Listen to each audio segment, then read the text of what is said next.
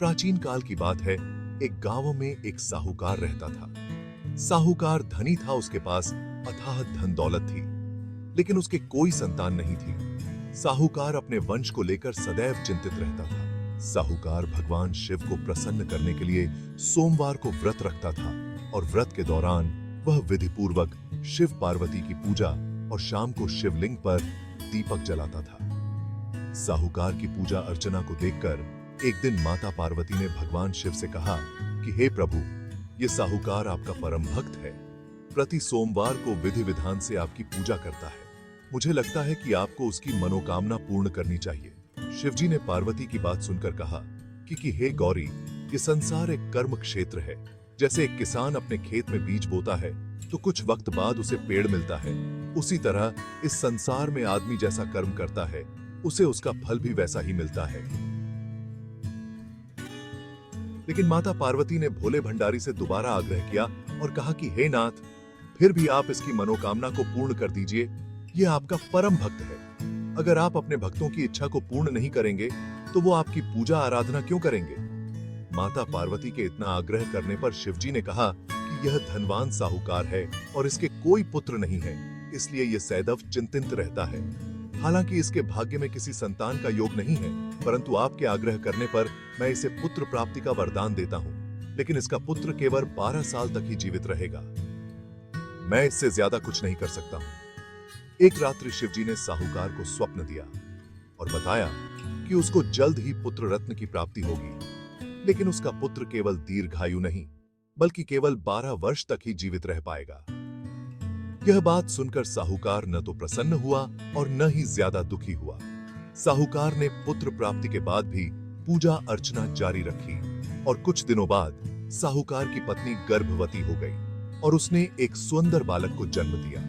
बालक के जन्म से घर पर हर्षोल्लास का माहौल था, लेकिन साहूकार खुश नहीं था, क्योंकि उसे पता था कि उसके बालक का जीवन केवल 12 वर्ष तक का ही है और उसने किसी को भी यह बात नहीं बताई थी।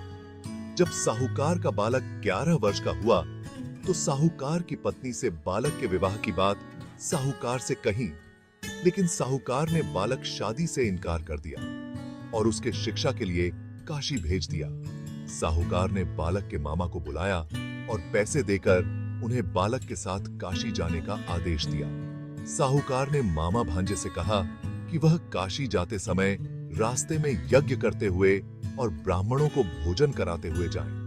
दोनों मामा भांजे ने ऐसा ही किया। काशी जाते वक्त जिस रास्ते से मामा भांजे गुजर रहे थे, उसका राजा अपनी पुत्री का विवाह एक ऐसे राजकुमार से करवा रहा था जो काना था। दुल्हे का पिता इस बात से चिंतित था कि अगर दुल्हन पक्ष को पता चला गया तो राजकुमारी विवाह के लिए मना कर देगी। इसलिए उसने जब साहूकार के पुत्र को देखा तो उसने सोचा कि मैं अपने बालक से स्थान पर तोरण के वक्त इस बालक को बैठा दूंगा और दुल्हन के पक्ष वालों को पता भी नहीं चलेगा। दुल्हे के पिता ने साहूकार के पुत्र को इस बात के लिए राजी किया और वह बालक राजी हो गया। इस तरह उस बालक ने दुल्हे के कपड़े पहन लिए और घोड़ी पर चढ़कर तोरण की रस्म को पूरा किया। तोरण के बाद फेरों की जब बारी आई तो दूल्हे के पिता ने फिर साहूकार के पुत्र से अनुरोध किया कि वह दुल्हन के साथ फेरे ले ले और ताकि विवाह संपन्न हो जाए और उसकी बात ढकी रहे। मामा राजी हो गए और विवाह समारोह भी निपट गया और शादी संपन्न होने के बाद मामा भांजा काशी के लिए प्रस्थान कर गए।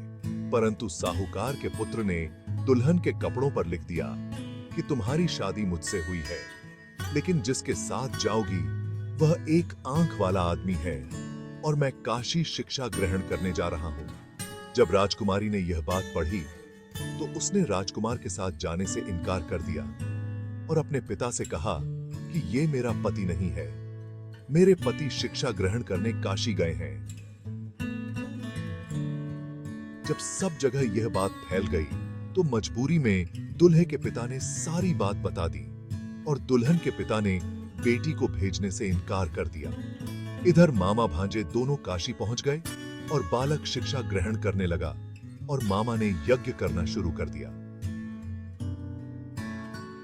जब साहूकार का पुत्र 12 साल का हो गया तो एक दिन उसने अपने मामा से कहा कि उसकी तबीयत ठीक नहीं है और वो सोने अंदर जा रहा है। साहूकार का पुत्र अंदर सोने गया और उसकी मृत्यु हो गई। कुछ देर बाद जब मामा अंदर पहुंचे तो उन्होंने बालक को मृत स्थिति में देखा और बहुत दुखी हुए, परंतु वह रो नहीं सकते थे, वरना यज्ञ उनका अधूरा रह जाता। इसलिए मामा वापस जाकर यज्ञ करने लगे और यज्ञ पूरा करने के बाद और ब्राह्मणों को भोजन कराने के बाद मामा अपने मृत भांजे को देखकर रोने लगे।